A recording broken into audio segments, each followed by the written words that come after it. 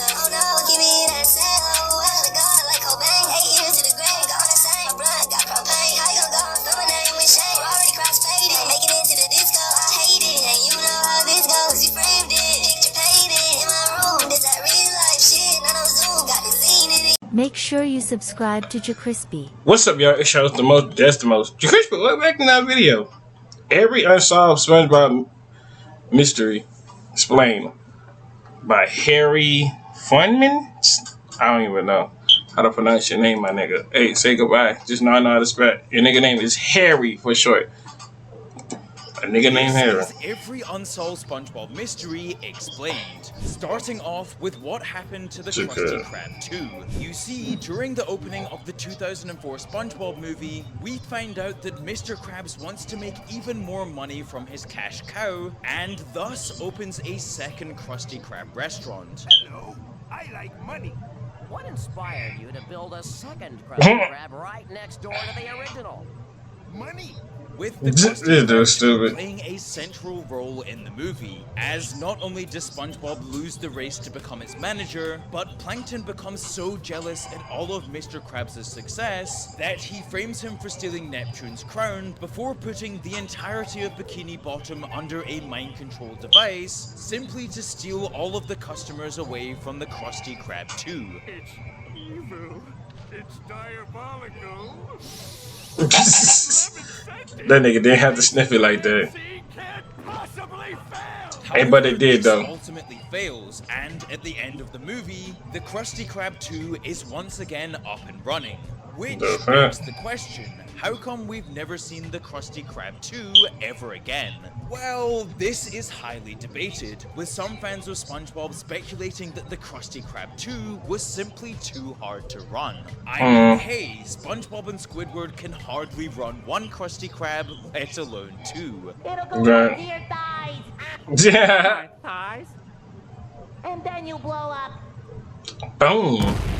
With other fans speculating that this expansion simply was too much too soon, and the Krusty Krab 2 went bankrupt, which honestly makes...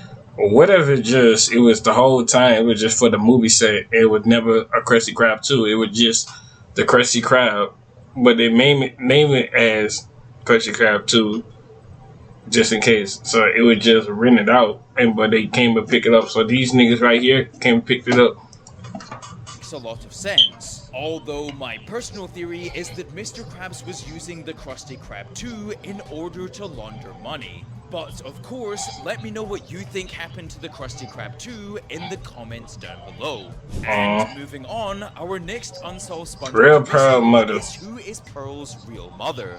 You see, as many people have pointed out over the years, it really doesn't make any sense that a whale could be the daughter of a crab. Right. Well, that is, unless Pearl is adopted. Mother Pearl! However, in the SpongeBob trivia book released in 2000, there's an incredibly interesting part where it's stated that Pearl simply takes after her mother, and that Mr. Krabs is indeed her biological father. With this, of course, raising the question, why have we never seen Pearl's mother? Well, this is where things get interesting, as there have been many theories online that the meat of Pearl's mother is used to make Krabby Patties, whereas many other people believe that Pearl's mother simply left Mr. Krabs for being too cheap. And honestly, who could blame her? Right.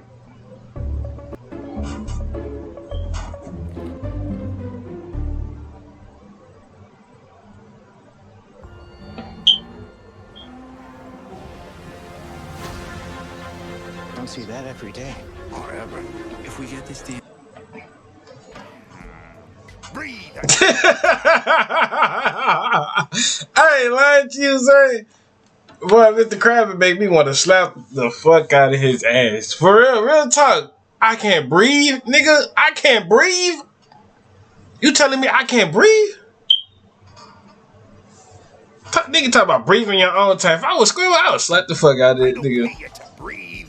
You hardly pay us at all. Although, Exactly. by far the most interesting part about this is that the show's creator Steven Hillenburg stated before he sadly passed away that there was actually going to be an entire 20-minute season 5 episode detailing Pearl's mother's background story in complete detail. However, the SpongeBob team then decided to scrap this episode so that the mystery of Pearl's mother will forever remain. So yeah, it truly looks as though we'll never find out who Pearl's mother actually is. However, our next SpongeBob mystery is a little more straightforward, and that is, how did SpongeBob and Patrick even become friends in the first place? Something funnier than 24. 25. Well, the answer to this can be found in the iconic Season 1 episode SB129, in which, after being relentlessly annoyed by SpongeBob and Patrick, Squidward then seeks refuge in the Krusty Krab freezer.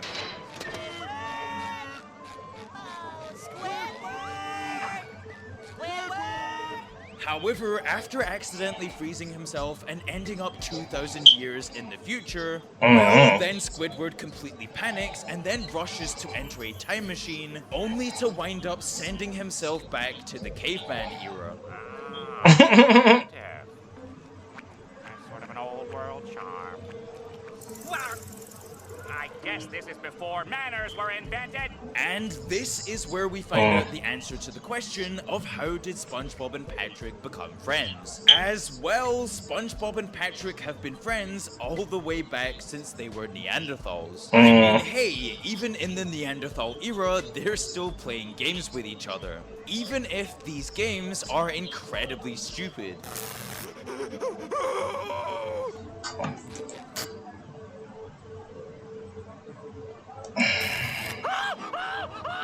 And funnily enough, it's actually Squidward who ensures that SpongeBob and Patrick will remain friends for generations to come, as he then intervenes in them torturing themselves by giving them a pair of jellyfishing nets, which then starts SpongeBob and Patrick's tradition of jellyfishing, which they carry on to this very day. Firmly grasp it! Yeah, I want to catch. I ain't lying to you. Early season Patrick 1 and 2, he would have had to catch my fade. On God, this nigga wouldn't have had to catch my fade.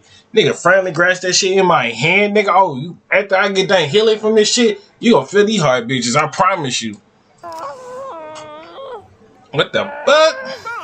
And so, our next SpongeBob mystery is how old actually is SpongeBob? I mean, in the aforementioned episode, we quite literally see SpongeBob transcending time and space and becoming thousands of years old. However, most fans believe that this is not SpongeBob's true age, as all the way back in Season 1 Sleepy Time, we see on SpongeBob's boating license that he was actually born on the 14th of July, 1986, which, funnily enough, would make SpongeBob only 13 years old when the series first came out, as well as making him 18 years old at the time of the SpongeBob movie, which honestly makes the storyline of SpongeBob being too immature to run the Krusty Krab 2 a lot more believable. And to be a manager, you have to be a man.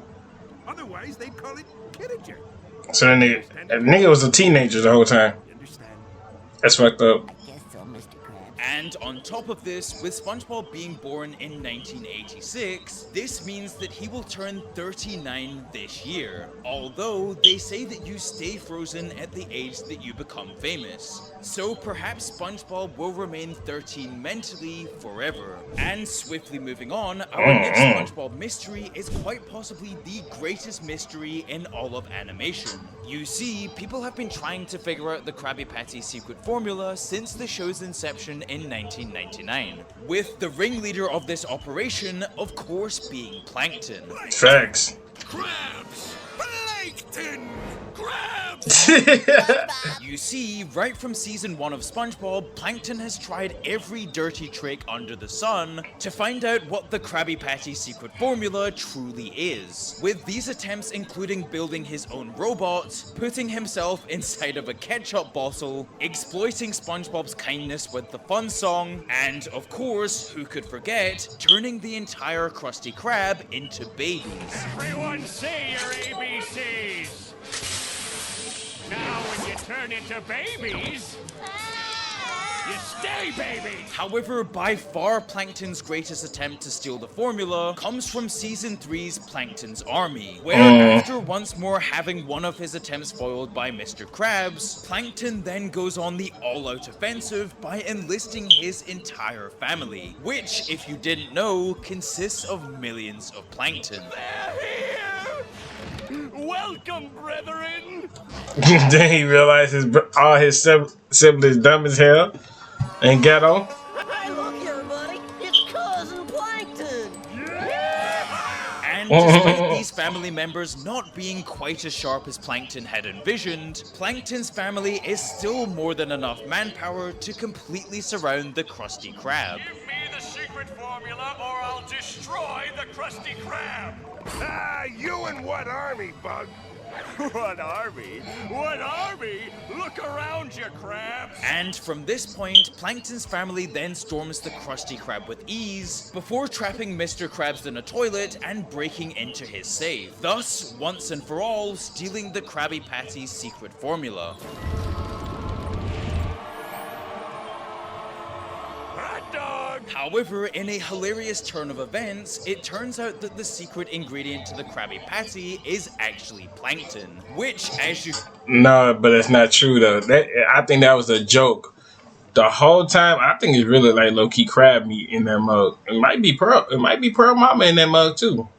We wouldn't. The world may never know. Can imagine doesn't exactly go down too well with Plankton or the rest of his family. 4 heaping pounds of freshly ground plankton?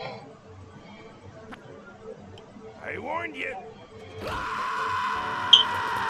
Although, this turns out to be nothing but a hoax from Mr. Krabs to scare Plankton away, with this then causing fans of SpongeBob to ask, what is the real secret ingredient of a Krabby Patty? Well, according to SpongeBob, it's love. The secret ingredient is love. Who's been screwing with this thing? However, more cynical viewers of the show have pointed to the secret ingredient being crab meat, as well, there isn't a single other crab in Bikini Bottom. Although, if you ask me, the Krabby Patty secret formula is a lot like the Coca-Cola secret formula, in that it's nothing more than a successful marketing tool to get the residents of Bikini Bottom talking about Krabby Patties and, of course, giving Mr. Krabs more money. But, of course, let me know in the comments, what do you think the Krabby Patty secret formula is? Hold up, there was other crabs in that one episode when they went to that hotel and all that stuff.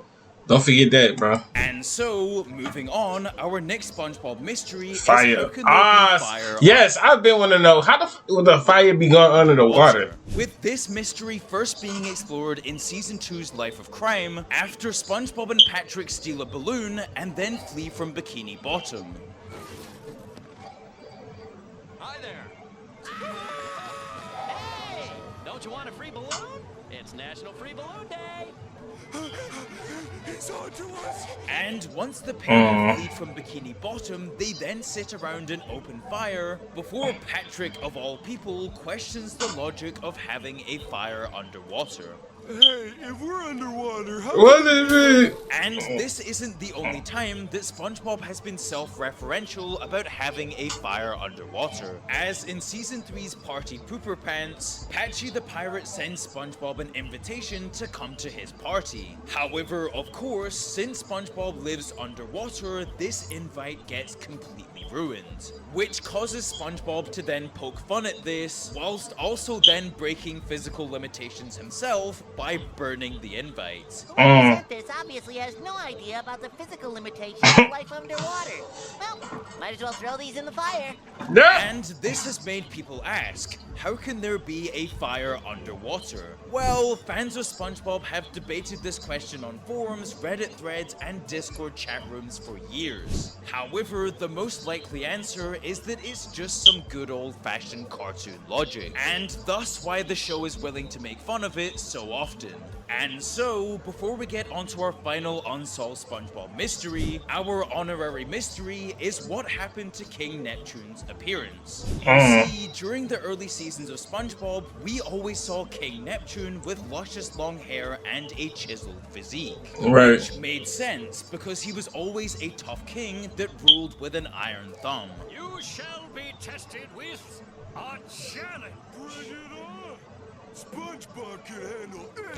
However, when the SpongeBob movie came out in 2004, we saw a far different version of King Neptune, as this version was far more insecure, with a balding head and a physique that was, let's just say, not exactly fit for a king. Unless, of course, that king was Henry VIII. And between you and me, my hair is thinning a bit. Oh, Your Highness, I'm sure it's not that noticeable. And this isn't even the only time that King Neptune's appearance has been changed. As in Sponge on the Run, Neptune once again had his look completely remodeled, with this version getting a lot of backlash from fans as it just looks so much stranger than the other two. With this begging the question, why has Neptune changed so often? Well, the answer to this is unknown, but the most likely case is that the SpongeBob writers needed a compelling plot for the SpongeBob movie, and thus decided to make King Neptune balding for a funnier storyline. And well, ever since then, it's just stuck. My eyes!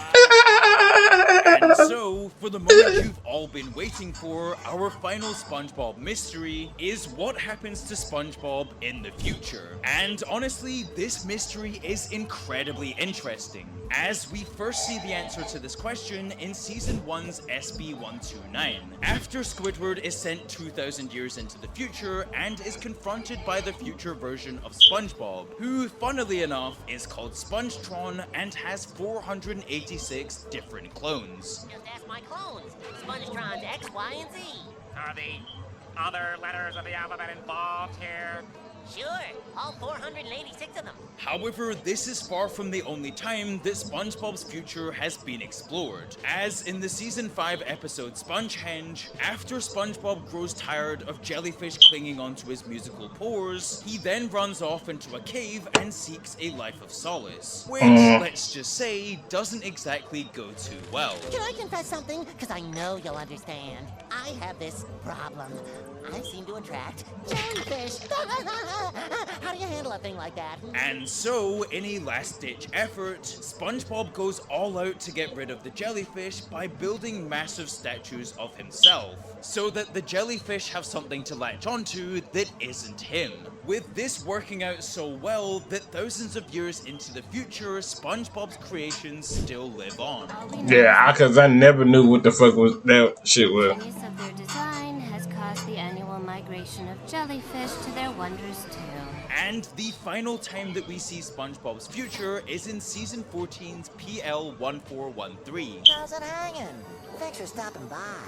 You dig? However, in a rather hilarious turn of events, this turns out to merely be a hologram of SpongeBob, with the real SpongeBob now being a transparent cube on wheels. And yes, he is equally as annoying to Plankton as he always was. And so, this is every unsolved SpongeBob mystery. Anywho, I hope y'all enjoyed this video. Make sure to like, comment, subscribe, follow our social media that did pop up on the screen. See y'all when I see you later. To the bottom of my heart, and I'm out.